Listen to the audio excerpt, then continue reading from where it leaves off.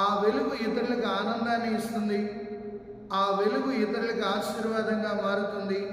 చీకటిలో ఉన్నవాడు తొట్టిల్లొచ్చు కానీ వెలుగులో ఉన్నవాడు తొట్టిల్లడు.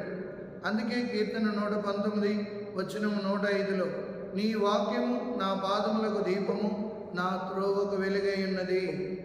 ప్రతిరోజు నీవు నేను వెలుగుతున్న క్రైస్తవులుగా ఒక కొవ్వొత్తు వెలిగినప్పుడు ఆ గది అంతా చీకటిని ఎలా పారద్రోలుతుందో నీవు నేను కూడా వెలుగుతూ మన నీతివంతమైన జీవితం ద్వారా, మన ప్రార్థనా జీవితం ద్వారా, మన పరిశుద్ధమైన జీవితం ద్వారా ఇతరులకి వెలుగుగా కనబడుతుంటాం.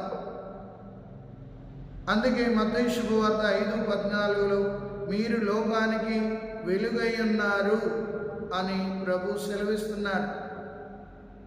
మనం వెలగాలి, ఇతరులను వెలిగించాలి. అదే ప్రభు మన నుండి ఆశించేది.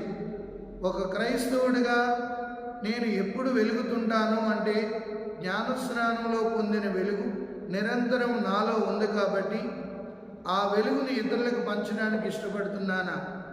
ఎవరెవరైతే అవిశ్వాసం అనే అంధకారంలో ఉన్నారో, ఎవరెవరైతే బాధలలో శోధనలో ఉన్నారో వారికి నేను వెలుగుగా నిలబడగలుగుతున్నానా?